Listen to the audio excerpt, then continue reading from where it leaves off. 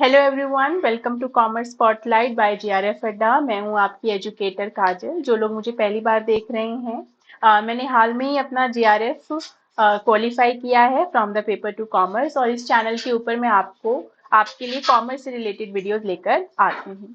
तो आज की क्लास में हम एक बहुत इम्पॉर्टेंट चीज़ डिस्कस करेंगे। उससे पहले आपके लिए एक बहुत इम्पॉर्टेंट, क्योंकि अब आपके एग्जाम्स अप्रोच कर रहे हैं। ठीक है, तो एग्जाम्स आपके अप्रोच कर रहे हैं, तो आपके लिए एक बहुत अच्छी सीरीज आयुषी मैम और मैं लेकर आ रहे हैं in the name of count down series, क्योंकि आपके एग्जाम की काउंट डाउन शुरू हो चुकी है।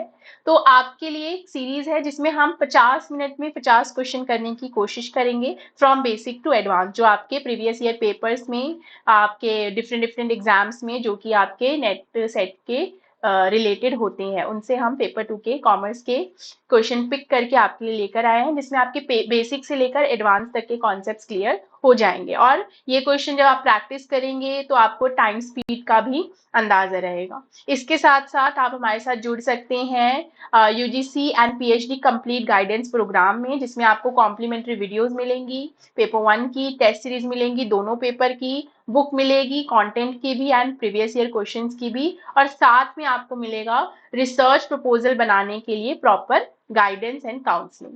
आप मॉक टेस्ट लगाने के लिए मॉक सीरीज ले सकते हैं, टेस्ट सीरीज ले सकते हैं, इस टाइम पर आपके लिए बहुत इंपॉर्टेंट है। तो आप पेपर 2 का भी ले सकते हैं सिर्फ, और आप paper 1 paper 2 combined test series भी परचेज कर सकते हैं। नीचे नंबर है, यू कैन कॉन्टैक्ट। तो आज की क्लास में बेसिकली हम डिस्कस करेंगे आपके जो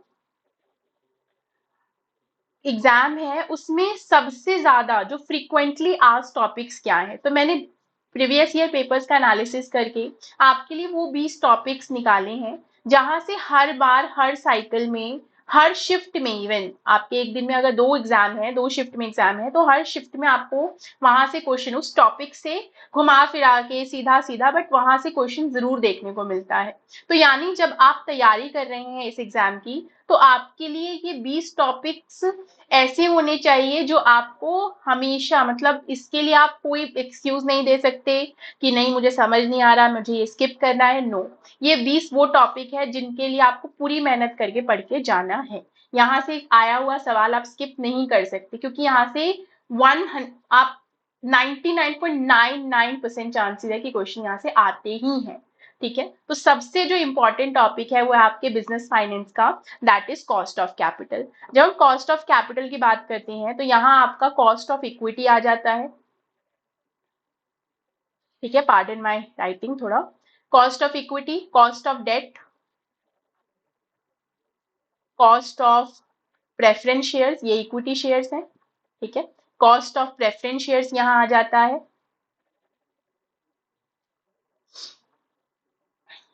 इसके अलावा आपका कॉस्ट ऑफ रिटेन्ड अर्निंग्स,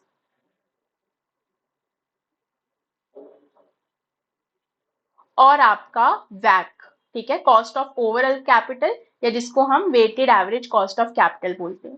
ये आपके वो टॉपिक्स हैं कॉस्ट ऑफ कैपिटल से, जहां से आपको एक प्रैक्टिकल क्वेश्चन कम से कम, कभी कभी किसी शिफ्ट में 2 भी देखने को मिलते हैं, बट एक प्रैक्टिकल क्वेश्चन तो 100% आपको देखने को, 100% आपको ये देखने को मिलेगा ही। ठीक है, तो ये वो टॉपिक है जिसके लिए आप कोई एक्सक्यूज नहीं दे सकते कि मुझे समझ नहीं आ रहा है। समझ नहीं आ रहा है, दोबारा पढ़िए, बार बार पढ़िए, ज्यादा से ज्यादा प्रैक्टिस कीजिए। ठीक है, उसके बाद दूसरा टॉपिक आता है बैंक्स का एस्टैब्लिशमेंट। यहां से आपको ईयर पूछ लेते हैं क्रोनोलॉजी में लगाने के लिए। ठीक है, क्रोनोलॉजिकल ऑर्डर में लगाने के लिए आ जाता है। बैंक से ही रिलेटेड जो कमिटीज हैं आपकी, ठीक है, कमिटीज जैसे नरसिम्हम कमिटी पढ़ते हैं हम। ठीक है, तो इस तरीके से वागुल कमिटी पढ़ते हैं, और भी बहुत सारी कमिटीज जो हम पढ़ते हैं, तो उन कमिटीज से भी क्वेश्चन आ जाता है। उन कमिटीज का ईयर क्या था, कब वो बने, पर्पस क्या था, ठीक है, की पर्पस क्या था कमिटी को स्टैब्लिश करने का, ये सब पूछा जाता है। कौन सा बैंक, जैसे आपका एसबीआई कब स्टैब्लिश हुआ, आपका आरबीआई कब स्टैब्लिश हुआ, आपका पूरा फ्लो पूछ लेते हैं कि इंपीरियल बैंक ऑफ इंडिया था, फिर एसबीआई, फिर इस तरीके से पूरा क्रोनोलॉजी पूछ लेते हैं। आपका नाबार्ड पूछते हैं कि नाबार्ड कब स्टैब्लिश हुआ, सिडबी के बारे में पूछते हैं। इस तरीके से हर बैंक के बारे ईयर से आपको क्रोनोलॉजिकल ऑर्डर में लगाने के लिए पूछा जाता है कि आपको बहुत सारे बैंक्स के नाम दे दिए जाएंगे, फाइनेंशियल इंस्टीट्यूशन के नाम दिए जाएंगे और आपसे पूछा जाएगा from oldest to newest order में लगाइए, या फिर वाइस वर्सा भी ऐसा कर सकते हैं, या फिर डायरेक्टली मैच द फॉलोइंग में भी आपको मैच करने के लिए ईयर से आ जाता है। तो ये भी बहुत इंपॉर्टेंट है जब हम बैंक्स की बात करते हैं, ठीक है। और स्टैटिस्टिकल टेस्ट आपके जैसे काई स्क्वायर टेस्ट है, ठीक है, आपका जेड टेस्ट है, टी टेस्ट है, मतलब बेसिकली पैरामेट्रिक टेस्ट और नॉन पैरामेट्रिक टेस्ट क्या होते हैं, कौन सा टेस्ट पैरामेट्रिक है, कौन सा टेस्ट नॉन पैरामेट्रिक है, किस टेस्ट के क्या फीचर्स है, मतलब कब उनकी एप्लीकेबिलिटी है, यानी अंडर विच कंडीशंस आप एक पैरामेट्रिक टेस्ट लगाएंगे एंड अंडर विच कंडीशंस आप एक नॉन पैरामेट्रिक टेस्ट लगाएंगे। ये आपको ये जो टॉपिक है स्पेसिफिकली पेपर 1 में भी बहुत हेल्प करता है, ठीक है। तो आपसे टेस्ट पूछा जाएगा, फॉर्मूला भी पूछ लिया जाता है कि फॉर्मूला क्या है, जैसे काई स्क्वायर टेस्ट का पूछ लिया जाता है कि फॉर्मूला क्या है, ठीक है। तो ये आपसे पूछे जाते हैं। इसके अलावा टेस्ट से ये भी पूछा जाता है, जैसे आपको जेड टेस्ट दे दिया और पूछ लिया कि अगर ये एक पैरामेट्रिक टेस्ट है तो बताओ इसका नॉन पैरामेट्रिक वर्जन क्या होगा। ये भी बहुत क्वेश्चन पूछा जाता है कि अगर जेड टेस्ट एक पैरामेट्रिक टेस्ट है, अगर क्या है ही, तो इसका नॉन पैरामेट्रिक वर्जन या वाइसा वर्सा, अगर कोई आपको नॉन पैरामेट्रिक टेस्ट दे दिया, जैसे मान लीजिए आपको मैन विटनी यू टेस्ट दे दिया, ठीक है, मैन विटनी यू टेस्ट दे दिया और पूछ लिया कि इसका पैरामेट्रिक वर्जन बताओ, ठीक है, या अनोवा दे दिया और इसका पूछ लिया कि बताओ नॉन पैरामेट्रिक वर्जन क्या होगा। ये क्वेश्चन भी बहुत पूछे जाते हैं, ठीक है। कंडीशंस पूछी जाती हैं, तो ये भी आपको याद रखना है कि एक तो कंडीशंस आपको पता होनी चाहिए कि कब कौन सा टेस्ट आपको अप्लाई करना है, प्लस हर टेस्ट के क्या की फीचर्स हैं, जैसे किसी में सैंपल साइज का होता है, ठीक है, ये पता होना चाहिए, प्लस आपको पता होना चाहिए parametric and non parametric version of each test. फिर नेक्स्ट टॉपिक आता है आपका आरईआई, रीजनल इकोनॉमिक इंटीग्रेशन, कि जब हम रीजनल इकोनॉमिक इंटीग्रेशन की बात करते हैं, जैसे पहले आपका फ्री ट्रेड एरिया होता है, इससे पहले आपका प्रेफरेंशियल ट्रेड एरिया होता है, फिर हम कस्टम यूनियन, ठीक है, इस तरीके से कॉमन मार्केट, इस तरीके से हम आपके पॉलिटिकल यूनियन तक पहुंचते हैं। तो ये जो पूरा है आपको ऑर्डर में अगेन लगाने को आ जाता है कि सबसे इजी से लेके सबसे कॉम्प्लेक्स तक, यानी सबसे शुरुआती स्टेज से लेके सबसे फारदेस्ट स्टेज तक जाइए। और इसके अलावा आपको ये सार्क, जो आपके बेसिकली अलग अलग रीजनल इकोनॉमिक इंस्टीट्यूशंस हैं, ब्रिक्स, ठीक है, यहां से भी क्वेश्चन पूछ लिए जाते हैं, एशियान से क्वेश्चन पूछ लिए जाते हैं, तो यहां से भी क्वेश्चन आपको पूछे जाते हैं। मेंबर कंट्रीज पूछ लेते हैं कि बताइए इनके मेंबर कंट्रीज कौन है। अब एक लेवल और अब चले गए हैं, ऑब्जर्वर भी पूछ लेते हैं, ठीक है, कि आपके एशियान के ऑब्जर्वर कौन है, ब्रिक्स के ऑब्जर्वर कौन है, सार्क के ऑब्जर्वर कौन है, तो ये क्वेश्चन भी यहाँ से पूछे जाते हैं। तो रीजनल इकोनॉमिक इंटीग्रेशन भी आपका टॉपिक क्लियर होना चाहिए, ठीक है। लेवल्स जो है आपके रीजनल इकोनॉमिक इंटीग्रेशन के, वो बिल्कुल ऑर्डर में आपको पता होने चाहिए, ठीक है। इसके अलावा जो है इंपॉर्टेंट आपके अकाउंटिंग वाली यूनिट से, वो है आपका accounting concepts and conventions, very very important topic. यहाँ से एक तो जैसे आपके अलग अलग जो अकाउंटिंग कॉन्सेप्ट्स एंड कन्वेंशंस हैं, जैसे गोइंग कंसर्न है, प्रूडेंस है, ठीक है, मटेरियलिटी है, इस तरीके से सो ऑन बहुत सारे जो आपके अकाउंटिंग कॉन्सेप्ट्स एंड कन्वेंशंस है, वहां से क्वेश्चन जरूर पूछा जाता है। इसके साथ साथ एक और जो इंपॉर्टेंट टॉपिक आपका अकाउंटिंग से आपको देखने को मिलता है, वो है आपके अकाउंटिंग स्टैंडर्ड्स। 100% यहाँ से आपको क्वेश्चन देखने को मिलेगा। वो क्वेश्चन आपका एएस यानी अकाउंटिंग स्टैंडर्ड से भी हो सकता है, या फिर आईएनडीएएस से भी हो सकता है, इंडियन अकाउंटिंग स्टैंडर्ड से भी हो सकता है। आपको पता होना चाहिए अकाउंटिंग स्टैंडर्ड 1 किसका है, 2 किसका है, इस तरीके से। ऐसे ही इंडियन अकाउंटिंग स्टैंडर्ड, इसकी लिस्ट आप डाउनलोड कीजिए जहां से भी आपको मिलता है। अगर आपके पास 11th की बुक्स रखी हुई है, 12th की बुक्स रखी हुई है, तो आपको वहां पर भी वो बुक्स के अंदर लिस्ट मिल जाएगी, वरना आप किसी भी वेबसाइट से बहुत इजीली एक्सेस कर सकते हैं, वरना हम क्लास में जो पढ़ाते हैं वहां पर भी आपको लिस्ट दिखाई जाती है। तो वहां से भी आप याद कर सकते हैं। ये लिस्ट आपको इंडियन अकाउंटिंग स्टैंडर्ड्स की एंड अकाउंटिंग स्टैंडर्ड्स की एकदम बाय हार्ट याद होनी चाहिए, क्योंकि ये वो क्वेश्चन है जो आप बिल्कुल गलत नहीं करके आएंगे, क्योंकि ये सीधा क्वेश्चन है। अगर याद है तो टिक कीजिए, नहीं याद है तो आगे बढ़िए, तुक्का लगाइए। तो यहाँ आपको मैच द फॉलोइंग का ही मेजरली आपको मैच द फॉलोइंग या मैच द कॉलम दो लिस्ट दे देंगे। एक लिस्ट में आपको अकाउंटिंग स्टैंडर्ड दे देंगे, एक में उनका कि उस अकाउंटिंग स्टैंडर्ड का क्या कॉन्सेप्ट है वो दे देंगे और आपको मैच करना होगा। तो ये क्वेश्चन भी आपका 100% बनता है। तो you can not ignore this topic. आपके कॉन्सेप्ट्स हो गए या आपके अकाउंटिंग स्टैंडर्ड्स हो गए। इसके अलावा आपका लीगल से हम देखें तो एलएलपी एक्ट 2008 जो है, वहां से बहुत सारे क्वेश्चंस आपके बनते हैं। फॉर्मेशन से पूछ लेते हैं क्वेश्चन कि फॉर्मेशन का क्या स्टेप है। चार जो शेड्यूल्स हैं इसके, वहां से क्वेश्चन पूछ लेते हैं। चार शेड्यूल्स जो एक्ट के लास्ट में ऐड कर रखे हैं वहां से सवाल पूछ लेते हैं। इनकॉर्पोरेशन से पूछ लेते हैं। तो यहाँ से भी आपका अच्छा पोर्शन, यहाँ से भी अच्छे सवाल आपके बनते हैं। लिमिटेड टॉपिक है, एलएलपी आपको लिमिटेड ही पढ़ना है, तो फॉर्मेशन पढ़ लो, शेड्यूल्स पढ़ लो, वो आपके लिए अच्छा रहेगा क्योंकि क्वेश्चन बन जाता है। Skewness and कुर्टोसिस। स्क्यूनेस हमें पता ही है कि स्क्यूनेस क्या होता है, जब आपका लोप साइडनेस बेसिकली हमें देखने को मिलती है। लोप साइडनेस जब हमें कर्व में देखने को मिलती है, यानी कि आपका जो कर्व है वो लेफ्ट की तरफ स्क्यूड है या फिर राइट की तरफ स्क्यूड है, यानी तिरछापन देखने को मिलता है, तब हम उसे स्क्यूनेस से मेजर करते हैं। तो स्क्यूनेस आपसे पूछ लेते हैं कि बताओ ये कर्व जो है पॉजिटिवली स्क्यूड है या नेगेटिवली स्क्यूड है।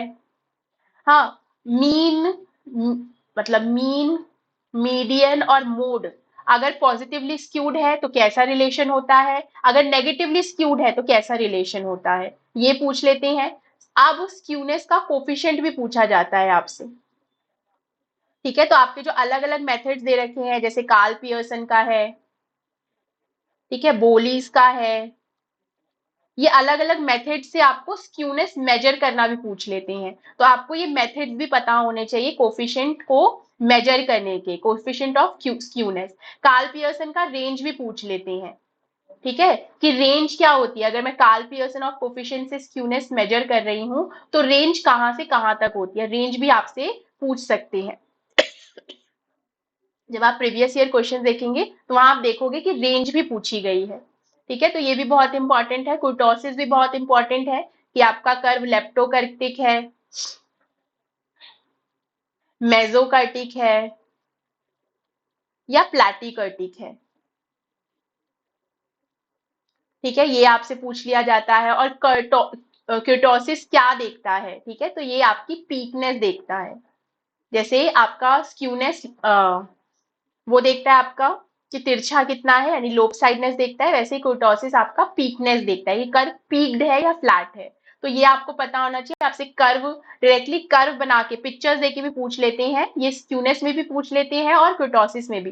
कर्व की आपको पिक्चर दे देंगे, जैसे ऐसे मान लो ऐसे एक कोई पिक्चर दे दी और पूछ लिया कि बताओ ये लेप्टोकर्टिक है, मेसोकर्टिक है या प्लैटिकर्टिक है, या आपको ऐसे कर करके बहुत सारे कॉलम दे देंगे। ठीक है,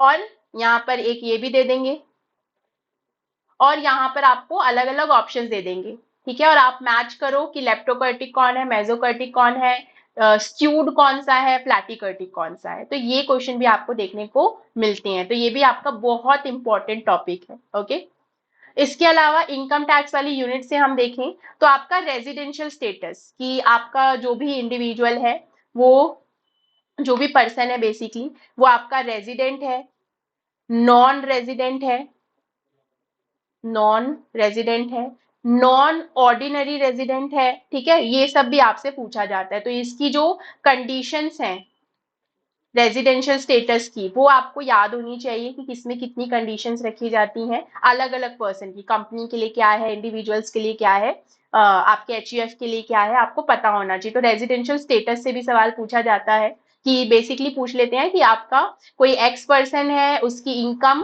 अक्रू, अराइज और रिसीव्ड इंडिया से बाहर हुई है, लेकिन वो इतने इतने दिन इंडिया में रहा प्रीवियस ईयर में, तो बताओ कि आप उसकी जो ये इनकम है वो कहाँ टैक्सेबल होगी।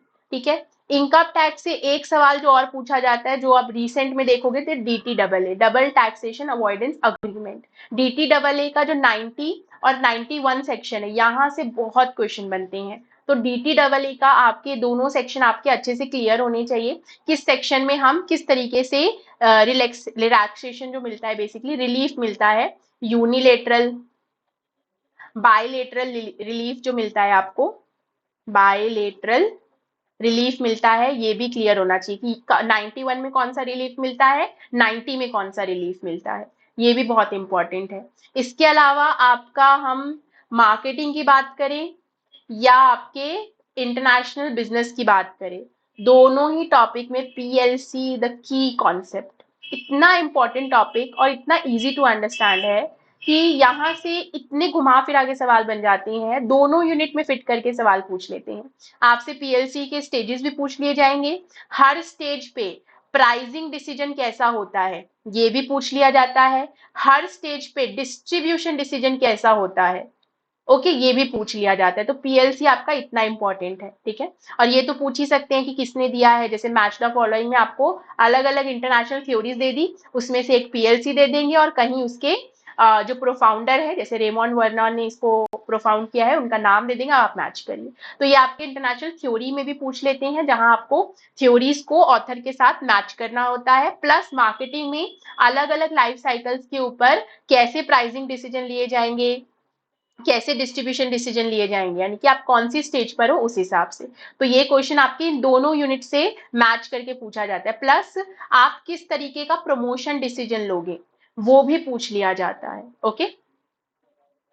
इसके अलावा भाई इंटरनेशनल ट्रेड, ये तो मुझे लगता है सदाबहार टॉपिक है आपके पेपर टू कॉमर्स का, ये एवरग्रीन टॉपिक्स में से एक है। वैसे तो ये सारे टॉपिक्स आपके एवरग्रीन है, बट इंटरनेशनल ट्रेड थ्योरीज तो मोस्ट एवरग्रीन टॉपिक्स है। जब से ये पेपर शुरू हुआ होगा तब से लेके आज तक ये क्वेश्चन एक बार भी ऐसा नहीं है, एक भी शिफ्ट ऐसी नहीं है जहां आपको ये क्वेश्चन ना देखने को मिला हो कि यहाँ आपको अलग अलग इंटरनेशनल ट्रेड थ्योरीज दे रखी हैं, यहाँ उनके ऑथर्स दे रखे हैं। अब आप मैच करिए कि किस ऑथर ने क्या थ्योरी दे रखी है, ठीक है। या कभी कभी वो थ्योरी के जो की फीचर्स हैं वो मेंशन कर देते हैं, आप थ्योरी के फीचर्स कैरेक्टरिस्टिक्स से मैच कीजिए।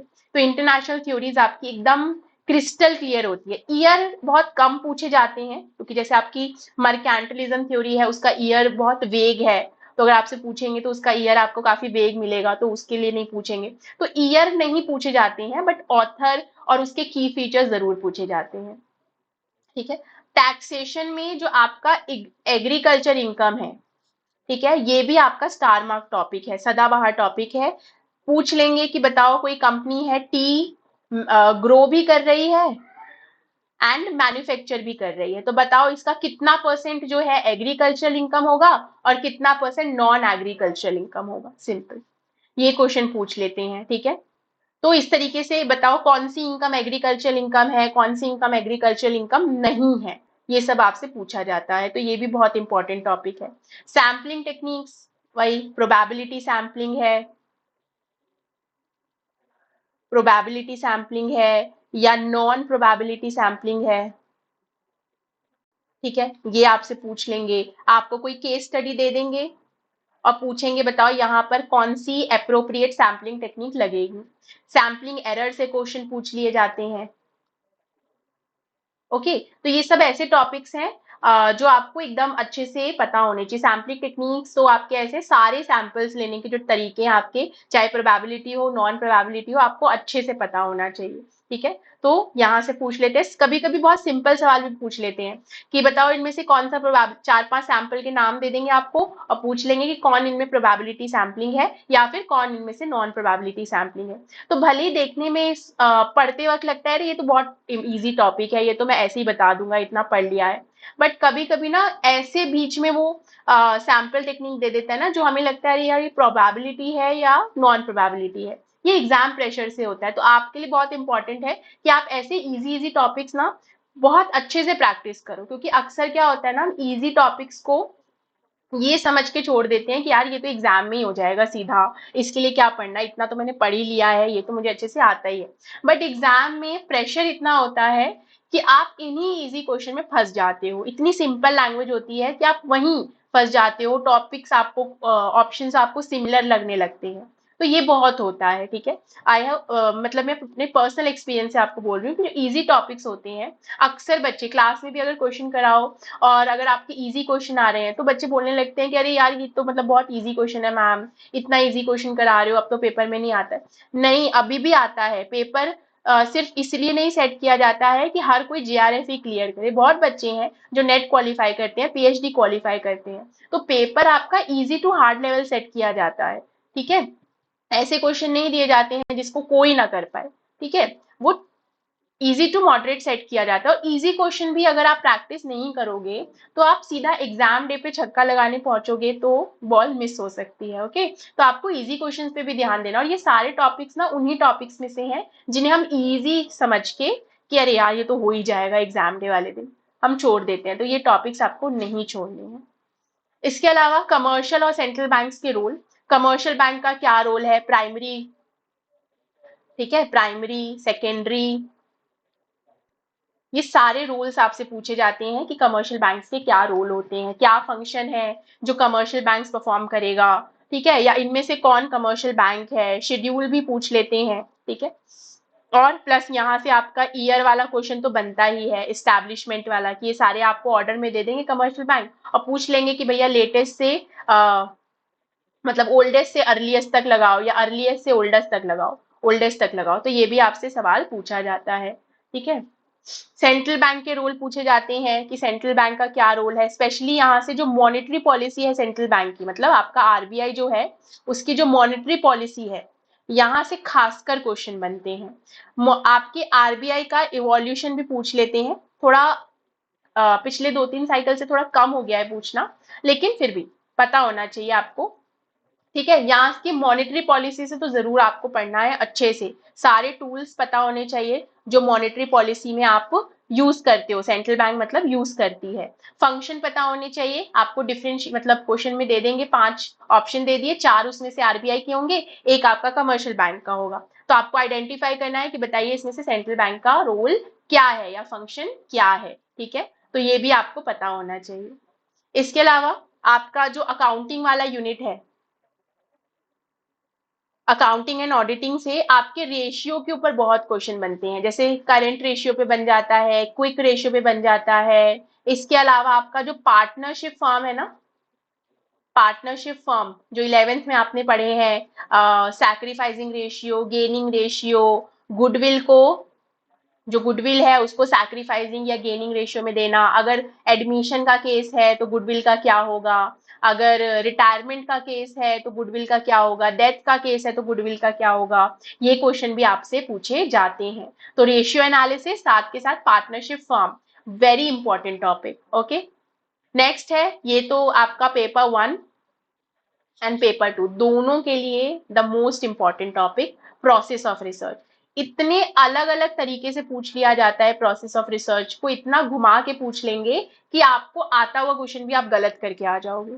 तो प्रोसेस ऑफ रिसर्च आपको बाय हार्ट याद होना चाहिए, मतलब रटना नहीं है, सीखना है, क्योंकि अंत में तो आपको भी कभी ना कभी जाके रिसर्च तो करनी ही है। तो रिसर्च का वो पोर्शन जो है, रिसर्च बेसिकली आपकी वो यूनिट है जिसको आपको सिर्फ एग्जाम पर्सपेक्टिव से नहीं, आगे के पर्सपेक्टिव से भी पढ़ना है। तो रिसर्च का प्रोसेस पूरा आपको पता होना चाहिए। इसके अलावा hypothesis testing, again very important, आपको एरर पता होने चाहिए, ठीक है। Types of error, type 1 type 2 error, type 1 type 2 error पता होना चाहिए, कब कौन सा एरर अकर होता है। आपको केस दे देंगे, पूछ लेंगे कि बताइए यहाँ कौन सा एरर हो रहा है, टाइप 1 हो रहा है कि टाइप 2 हो रहा है, ठीक है। तो ये सब आपसे पूछा जाता है। पावर ऑफ टेस्ट पूछ लेते हैं कि पावर ऑफ टेस्ट क्या है आपका, ठीक है। और अल्फा, बीटा, 1 - अल्फा, 1 - बीटा, ये सब क्या है, ये भी पूछ लिया जाता है। तो ये सब आप हाइपोथेसिस टेस्टिंग करते वक्त ही पढ़ते हैं। प्रोसेस भी वेरी इंपॉर्टेंट। नेक्स्ट आता है नेगोशिएबल इंस्ट्रूमेंट्स के फीचर्स, कि आपका चेक का फीचर क्या है, आपके बिल ऑफ एक्सचेंज का फीचर क्या है, आपके प्रोमिसरी नोट्स का फीचर क्या है। तो नेगोशिएबल इंस्ट्रूमेंट के फीचर से भी क्वेश्चन आपको देखने को मिल जाते हैं। बताइए प्रोमिसरी नोट के बारे में इनमें से कौन सी स्टेटमेंट्स ट्रू है या कौन सी स्टेटमेंट फॉल्स है। तो ये क्या है, फीचर्स के ऊपर बेस्ड क्वेश्चन आपको देखने को मिलता है, ठीक है। रिसर्च की टाइप्स पूछ ली जाती हैं, ये पेपर 1 के लिए भी बहुत इंपॉर्टेंट टॉपिक है। ठीक है, टाइप्स ऑफ रिसर्च, जैसे आजकल अगर आप लास्ट 2-3 ईयर्स के क्वेश्चन देखोगे तो आपको एक्सपेरिमेंटल रिसर्च जो है वहां से बहुत क्वेश्चन पूछे जाते हैं आपके। इसके भी अलग अलग होते हैं, जैसे pre experimental, post experimental, quasi. ठीक है, यहाँ से क्वेश्चन आपको पूछे जाते हैं। तो एक्सपेरिमेंटल टाइप्स ऑफ रिसर्च सारे ही आपके लिए इंपॉर्टेंट है, लेकिन एक्सपेरिमेंटल वाला जो रिसर्च है आपका, ये तो स्पेशली ऐसा टॉपिक है जो आपको अच्छे से पढ़ के जाना है, इसके सारे टाइप्स पढ़ के जाने हैं। कंडीशंस पूछ लेते हैं कि अगर ये कंडीशंस फुलफिल हो रही हैं तो बताइए किस टाइप का एक्सपेरिमेंटल रिसर्च है, pre, post, one test, two, one group, two group. ठीक है, ये सब आपसे पूछा जाता है, या क्वासी। ठीक है, तो ये सारे आपके कुछ इंपॉर्टेंट टॉपिक्स थे जो मैंने आपके लिए शॉर्टलिस्ट किए थे। ठीक है, शॉर्टलिस्ट किए थे ताकि आपको पता हो जब आप प्रिपरेशन करते हैं, जब हम पढ़ते वक्त हमें कुछ चीजें पता होनी चाहिए कि क्या पढ़ना बहुत इंपॉर्टेंट है और क्या हम छोड़ के भी जा सकते हैं।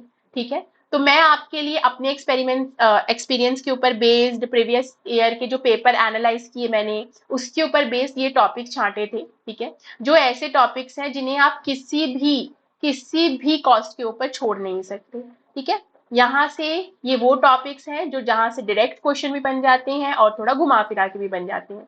तो अगर आपका कोर कॉन्सेप्ट क्लियर होगा, अगर आप इन टॉपिक से रिलेटेड इजी से लेके हार्ड लेवल तक सारे क्वेश्चन प्रैक्टिस करोगे, तो कोई चांस नहीं है कि एग्जाम के टाइम पर आप इन टॉपिक से एक भी क्वेश्चन छोड़ोगे। ओके, तो देखिए, स्कोर करने के लिए आपको तरीके ढूंढने होंगे, आपको सिर्फ ये एग्जाम पास नहीं करना है, क्योंकि पासिंग क्राइटेरिया नहीं है यहाँ, आपको compete करना है। तो compete करना है आपको, आप सारे क्वेश्चन, 300 क्वेश्चन आते हैं, 300 में से 300 नहीं ठीक किए जा सकते हैं, बट आपको क्या वो एज रखना है, वो क्या तरीका है प्रिपरेशन करने का जो आपका अलग होगा और दूसरों का अलग होगा, तभी, जिसकी वजह से किसी और का नहीं बट आपका जेआरएफ निकल जाएगा। वो तरीका है जब आपको पता होना चाहिए कि क्या पढ़ना सबसे इंपॉर्टेंट है। ठीक है, और क्या आप छोड़कर भी जा सकते हैं। ठीक है, तो यहाँ मैंने आपकी थोड़ी हेल्प करने की कोशिश की है, जहां आपको पता होना चाहिए कि ये वो टॉपिक्स हैं जो आपको पढ़ने ही पढ़ने हैं, आप किसी भी कॉस्ट के ऊपर इन्हें छोड़ नहीं सकते हैं। ठीक है, तो अगर आप छोड़ने के बारे में से, इनमें से एक भी टॉपिक छोड़ने के बारे में सोच रहे थे, तो अभी भी आपके पास टाइम है। टेक आउट सम टाइम, थोड़ा और पढ़ो, थोड़ा और प्रैक्टिस करो और इन टॉपिक्स को अच्छे से करके जाना। ठीक है, चलिए, तो और आपके लिए काउंटडाउन सीरीज शुरू हो चुकी है, आयुषी मैम ने ले लिया है। नेक्स्ट आपका जो 18 तारीख का सेशन होगा, 20 का सेशन होगा, 22 का सेशन होगा, 24 का सेशन होगा, ये 4 सेशन मैं आपके साथ लूंगी। ठीक है, जिसमें हम अगेन 50 मिनट्स में 50 क्वेश्चन करने की कोशिश करेंगे, जिसमें आपका सपोर्ट चाहिए, क्योंकि आपको क्वेश्चन प्रैक्टिस करने हैं। तो जितने ज्यादा आंसर जल्दी जल्दी आप करेंगे, उतना ज्यादा क्वेश्चन हम कवर कर पाएंगे। तो डू ज्वाइन दिस सेशन। ठीक है, जो आपको पता चल जाएगा नोटिफिकेशंस में। तो सेशन को जरूर ज्वाइन कीजिएगा और इन टॉपिक्स के ऊपर स्टार मार्क कर लो जहां भी आप पढ़ने बैठते हो वहां पर, कि ये टॉपिक्स आपको छोड़ के नहीं जाने हैं। ठीक है, अगर आप पहला अटेम्प्ट भी देने जा रहे हैं तब भी, अगर आप कई बार अटेम्प्ट दे चुके हैं तब भी, अगर आप बिगनर्स हैं तो भी आपको पता होना चाहिए इन 20 टॉपिक्स के बारे में जो आपको शुरू कर रहे हैं। अगर आप तैयारी, तो इन 20 टॉपिक्स को आपको दिमाग में रखना है कि ये टॉपिक्स ऐसे हैं जो मुझे बार बार PYQs में देखने को मिलेंगे और मुझे इन टॉपिक्स को अच्छे से पढ़कर जाना है। ठीक है, चलिए, तो ऐसे ही अपनी तैयारी को टाइट रखिए, पढ़ते रहिए और आई होप कि आप सबका जेआरएफ क्लियर हो जाए। चलिए, तो मिलते हैं नेक्स्ट सेशन में, तब तक के लिए थैंक यू।